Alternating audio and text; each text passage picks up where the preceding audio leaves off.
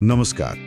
आज हामी नेपाल राष्ट्र बैंकका पूर्व गभर्नरहरूका अनुभव र संवादहरूलाई अलिक गहिरिएर हेर्दैछौँ। उहाँहरूका अन्तर्वार्ता, लेखोटहरूका आधारमा त्यो अनुभव, चुनौतीहरू अनि अब नयाँ नेतृत्वलाई के सन्देश छ भन्ने कुराको सार निकाल्ने प्रयास गरौँ है त। नमस्ते। हो नि, एकदमै सान्दर्भिक विषय। केन्द्रीय ब्याङ्क हाँकिसकेका व्यक्तिहरूको भोगाईबाट हैन, नेपालको वित्तीय प्रणालीको भित्री तह बुझ्न निकै मद्दत पुग्छ।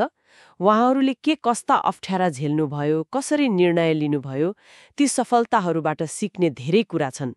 सुरुवात नै उहाँहरूको त्यो व्यक्तिगत यात्रा अनि चुनौतीहरूबाट गरौँ न त। सरकारी सेवादेखि राष्ट्र बैंकको त्यो सर्वोच्च पदसम्म पुग्दा त अनेक अनुभव भयो होलान्, तर स्रोतहरूले अलि पिचिला कुरा पनि बाहिर ल्याएका छन् हैन र? दबाव, हस्तक्षेप जस्ता। एकदम। राजनीतिक दबावका कुराहरू त निकै गम्भीर रूपमा उठेका छन्। एक पूर्व गभर्नरले त कसरी नीतिगत निर्णय गर्नु अघि माथिबाट बारम्बार फोन आउँथ्यो भनेर पनि सुनाउनु भएको छ। त्यसले कस्तो अप्ठ्यारो पार्थ्यो होला हैन? यसले केन्द्रीय ब्याङ्क कति स्वतन्त्र हुनुपर्छ भन्ने बहसलाई झनै बल दिन्छ। हो त, व्यक्तिगत जीवनमा पनि त्यसको असर परेको कुराले त झन् यो पद कति संवेदनशील रहेछ भन्ने देखाउँछ।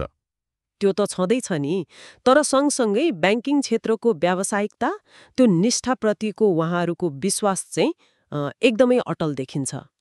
त्यो स्वायत्तताकै कुराले वित्तीय सुधारका प्रयासहरू र अहिलेका मुद्दाहरूलाई पनि जोड्छ होला।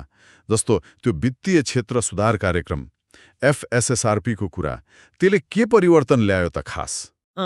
एफएसआरपीलाई त उहाँहरूले एउटा कोसे ढुङ्गा नै मान्नु भएको छ।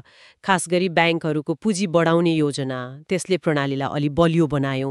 तर फेरि त्यसले गर्दा साना संस्थाहरू मर्जरमा जानुपर्ने बाध्यता पनि भयो।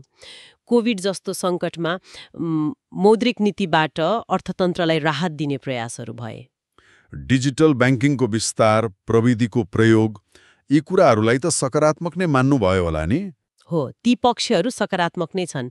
तर अर्कोतिर हेर्ने हो भने सहकारीको नियमनको जुन समस्या छ त्यो अझै उस्तै। अनि ऋण उठाउन गाह्रो भएको, एनपिए बढिरहेको कुरा, यी चुनौतीहरू छन् है भनेर उहाँहरूले भन्नुभएको छ। यी चुनौतीहरू सम्बोधन गर्न यो नियमन, कानुनी पक्ष कतिको बलियो हुनुपर्ने रहेछ त? राष्ट्र बैंक ऐन, सम्पत्ति शुद्धिकरण जस्ता विषयमा केही खास सुझाव आए कि? नियमन र सुपरिवेक्षणलाई त अब समयअनुसार बलियो बनाउँदै लैजानुपर्छ भन्नेमा सबैको जोड छ। ऐनमा स्वायत्तता बढाउने प्रयास त भयो, तर त्यसको पूरा कार्यान्वयनमा अझै चुनौती छ भन्ने स्वीकारोक्ति पनि पाइन्छ। अनि त्यो सम्पत्ति शुद्धिकरण नियन्त्रण मनी लन्ड्रिङको कुरा, त्यो त अहिले अन्तर्राष्ट्रिय चासो नै हो। एफएटिएफ जस्ता संस्थाहरूको मापदण्ड पूरा गर्नुपर्ने दबाव छँदैछ।